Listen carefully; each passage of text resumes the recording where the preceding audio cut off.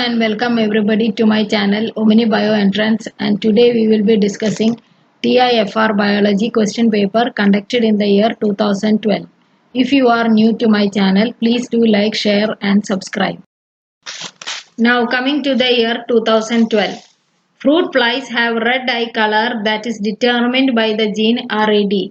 Allele R gives a red eye and allele small r gives a white eye. Capital R is dominant over small r. A single red eye parent and a single white eye parent were mated. Only 50% of the resulting progeny had red eyes. With respect to RAD gene, which of the following best describes the genotype of the red eye parent? Now, it cannot be smaller as per the first option. But if you see the second option, capital R, small r, you will get 50% progeny having red eye color, and small r is for white eyes. So, the genotype of the red-eyed parent will be capital R, small r. Then next one. The pi of a protein is 8.3. To carry out ion exchange chromatography of this protein at pH 7, the following should be used to ensure binding and fractionation. Now pH value is less than pi, 7 is less than 8.3. The protein will have a net positive charge and you should go for the cation exchanger resin. Answer is option A. Then next one. The recognition sequence for the restriction endonuclease ASTW1 is GRCGYC, where R is any purine and Y is any pyrimidine base.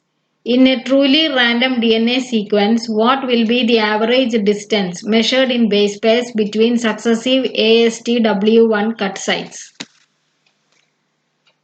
So, what is the probability of finding G at the first position is 1 by 4. What is the probability of finding a purine? There are 2 purines. At the second position is half, because only 2 purines are there. For finding C at position 3 is 1 by 4th. For finding G at position 4 is 1 by 4th. And finding Y is a pyrimidine. There are 2 pyrimidines. So it is half. And probability of finding C at position last is 1 by 4. Now they have asked, in a truly random DNA sequence, what will be the average distance between successive ASTW1 cut sites? Now multiply 4 into 4, 16, 4s are 64, 64 into 4 will give you 256, 256 into 2 will give you 512 and 512 into 2 will give you 1024. So the answer here will be option A, that is 1024. So the average distance between successive ASTW1 cut sites is 1024. Then next one. Jitesh carried out a steady state kinetics experiment for an enzyme degradase with and without molecule X as part of the reaction mixture.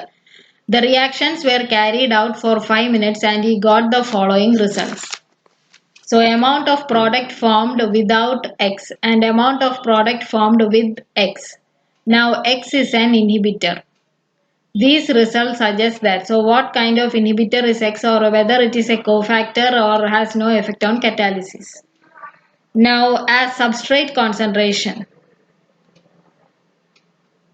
Now as substrate concentration increases, the amount of product formed in the presence of X, the inhibitor, increases here. And without X also the product formed increases. Now with X also product formed increases, showing that substrate competes with the inhibitor for the active site of the enzyme.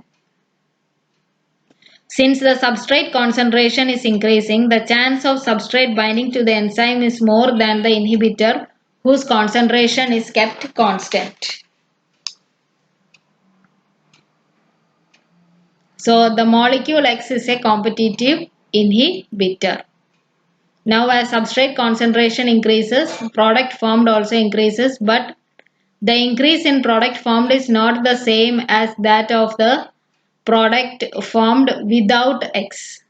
So X is going to be an inhibitor. Now what kind of inhibitor is X? It is competitive inhibitor. So in the presence of increased amount of substrate, you get values which are close to the ones given in this particular table. So 8.4, 8.1, 8.5, 8.3. That means substrate has replaced the inhibitor X from the active site of the enzyme. So it is a competitive inhibitor. Now next one. Ishrat is recording the electrical activity of neurons in a cat when the cat is shown light bars at various angles. Two neurons respond to these light bars in the following manner. What can you infer from the above data? Bar angle does not affect neural response in neuron 1 or 2.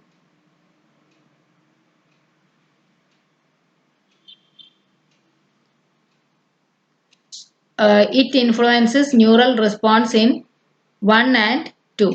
A bar of 50 degrees elicits no response in either of the two neurons. A bar of 50 degrees here. But it influences 50 degree here. But if you see in the case of neuron 1, there is response. It elicits a response. So it is not in. So option B is not correct. A bar at 20 degrees elicits 50% of the maximal response in neuron 2. So a bar at 20 degrees, that is over here, and it is neuron 2 is this. Yes, it elicits 50% of the maximal response in neuron 2. That's correct. For any given angle, the difference in response level of neuron 1 and 2 are constant. They are not constant. So the answer here is option C.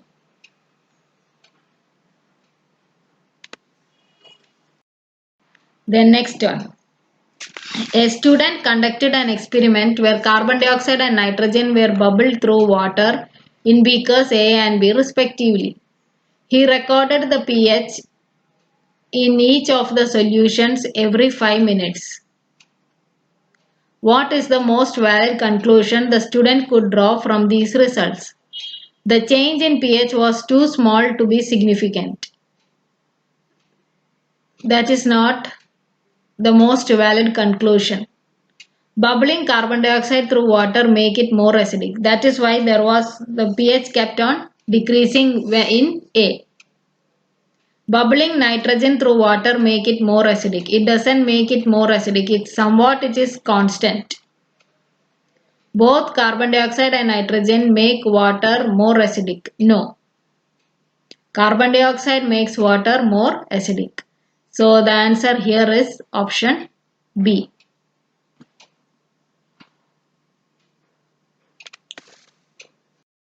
Then next one.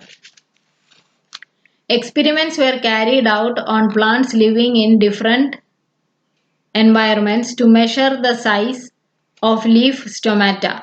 Previous investigations have shown that plants transpire more water when the size of stomata is large. Which of the graph best represents a plant living in dry environment? So stomata of dry environment, they open at night and closes in the noon. So at midnight the stomata will open as in graph D. Then at noon it will close and again it will open in midnight. So answer here is option D. Then next one. Alzheimer's protein A multimerizes at pH 2 to form aggregates which lead to Alzheimer's disease. In the brain, the pH is always neutral, that is 7. So what lead to aggregation of A that induces Alzheimer's in people greater than 60 years of age? Older brains are more acidic. No, that cannot happen. At pH 7, there will be very fast kinetic equilibrium between oligomers and monomers which can change with age to induce. No, at pH 7, the reaction does proceed to oligomerization, but the rate is so low that it takes 60 years to form aggregates. That is more correct. So the answer is option C. Then next one. Mutation in two genes X and Y in a diploid organism when present together causes lethality. Which of the following may be inferred about the nature of the gene product? So if two genes are mutation in two genes, that is X and Y, when present together it will cause lethality. That means if both X and Y are mutated, they will result in lethality. That is the product of these genes, they function as an oligomer. The two genes fall in the same complementation group. No. None of their product is a homo-oligomer. It is not any homo-oligomer. It is a oligomer, and if both the genes are mutated, then it can cause lethality. So the answer is option A. The next one. A gene is transcribed at the maximum rate of K per second and codes for transcription factor. This transcription factor inhibits the transcription of its own gene, and this is the only way this gene and TF are regulated. Which of the following graphs is most likely describe how the steady state concentration of the TF depend on the value of K? Now as K increases, the TF increases. The gene is transcribed at a maximum rate of K per second and codes for a transcription factor. So when K increases, TF increases, and then TF inhibits the transcription of its own gene. So first it will be a straight line, and then slowly the line will bend to show inhibition. So the answer here is option C. You can see a slight bend over here in option C. So the answer here is option B. Then next one. Genes X, Y and Z are located on one chromosome. Crossover frequency between three genes is. So 36% X and Z, 10% Y and Z, 26% X and Y. So the maximum is for X and Z. So B we can take into consideration, as well as C also we can take into consideration. Because the maximum is 36%, so they are more far apart, X and Z. Now between Y and Z it is 10%, but if you see C, Y and Z are drastically far apart. They are more than 10%, so C cannot be the answer. So the answer here is option B.